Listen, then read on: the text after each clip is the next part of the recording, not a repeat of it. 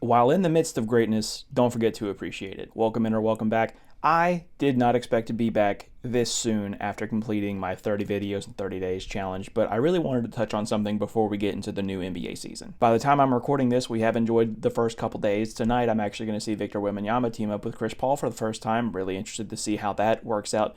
But speaking of Vic, that really reminded me that while this game is so fun for us to watch, we need to appreciate what is in front of us because we're not going to have it forever. The entire sports landscape, but certainly the basketball landscape, has changed over the last 10 to 15 years from what it used to be back in the day. Back in the day, I don't believe that we viewed people who are very talented and very special in as high of regard as we do today. There were certainly icons of the game, but especially in the 90s and the early 2010s, there were only a couple pillar guys that we could attach something to, and everybody else kind of got thrown to the wayside. And now that we're entering this new era of a league where everybody is so talented, 1 through 15 on every single NBA team, you can't allow them an opportunity to get hot because they will torch you.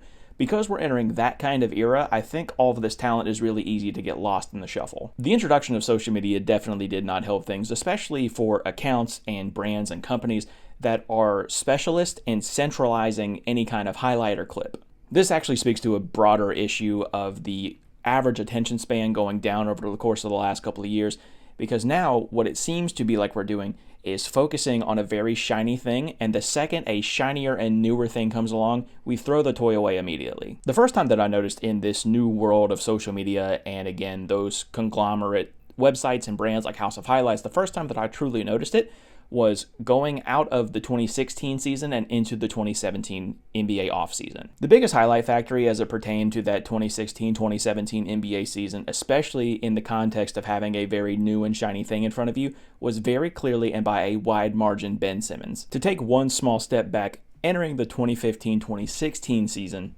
we were starting to get these highlight reels of Ben Simmons coming out of LSU. He was a triple-double machine, and he was very clearly the best player on the floor. So in that 2016 draft, we were very excited to see what Ben Simmons could do on an NBA floor. The problem was at the very last scrimmage of that year going into the regular season, Ben Simmons got hurt, and there was some turmoil about the whole situation, but eventually he was ruled out for the entire season. But while all of that was going on for that entirety of the year, we were still posting and re-looking at Ben Simmons highlights under the guise of, I can't wait to see this man come back. But that sentiment was eliminated very fast when the next draft class came in, when that 2017 draft class had Lonzo Ball in it. Now, of course, with Lonzo, he has been in the public eye for a long time. Ball in the family, the Chino Hills offense, the Ball brothers, the whole thing. He had a great year at UCLA, and he was very deservedly the number 2 pick in that draft. Once that 2017 season started, we restarted the highlight factory. Every single minute detail, every single little movement that he made was captured and was put on these sites. And for that entire rookie year, it seemed like everywhere you look, some other site or some post on Twitter had a Lonzo Ball highlight. Until the next season where we got a twofer in the 2018 draft class with Trae Young and Luka Doncic. A similar thing, that same year, every single move that the two of them made was documented. And I see why. Both of them have very tantalizing ways of playing basketball. Luka was the best kept secret coming out of Europe, and with Trae Young in Oklahoma, that was probably some of the best college basketball that I had ever seen in my life. I hope you're starting to see a pattern here, because the next year we have another twofer with Zion Williamson and Ja Morant. Obviously, highlight factory after highlight factory after highlight factory for both of them, barring some sort of injury, but while they are healthy, they are very clearly documented for that entire year. Until the next year, where the other Ball brother, LaMelo, comes in, and we have to document his every move. And then Jalen Green, and then Chet Holmgren, and now Victor Wembanyama. And while there is always some attention put onto these players, it is never as bright as the year prior. Once we have the new shiny thing in front of us, we forget about all of our old toys. And I think in this era specifically right now, there is a broad swath of fans that watch NBA content and consume it on a regular basis that believe that we're going to have all of these superstar athletes, these superstar basketball players forever. And I don't want to be the bearer of bad news, but that is simply not the case. Because we live in an age where everything is documented, it seems like everyone is going to be around forever. We're never going to lose them out of the public eye. But when you are a basketball player, your average career length is about 4.5 years. And let's assume in those 4.5 years, you prove to be exceptional at what you do. Your regular prime, a normal athlete's prime, is about 8 years. There are obviously outliers with that. LeBron James has been in a prime for 2 decades. Kevin Durant and Steph Curry are coming up behind him very easily on being able to stretch your prime out.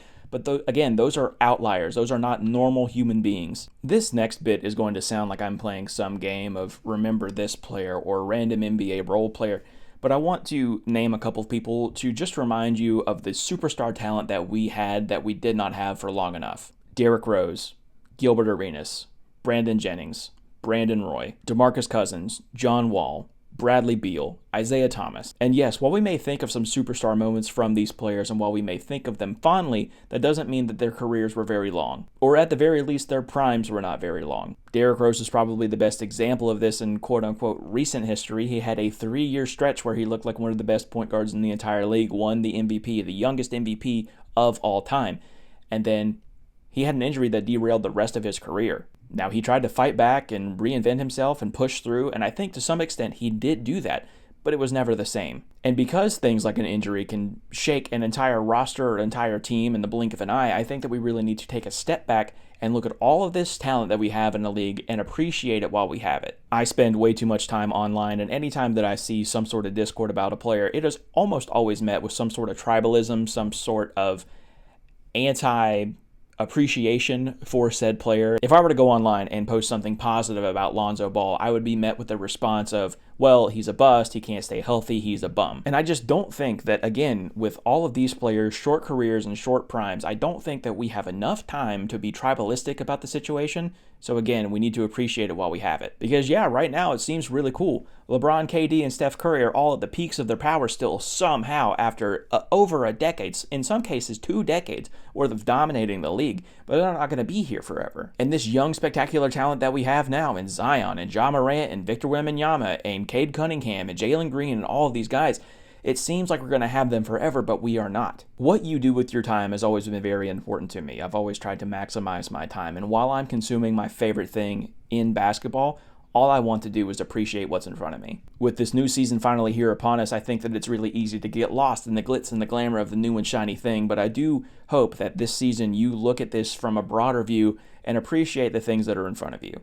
And while we're at it, maybe we need to take that approach with our own life as well. That's all I have today, really. Just a quick reminder to appreciate the things that are in front of you. What are you looking forward to this season? Who are your MVP and Defensive Player of the Year predictions? Let me know down in the comments below. Check my link tree while you're at it. Join the Discord. Be kind. Tell somebody you love them. And I'll see you next time.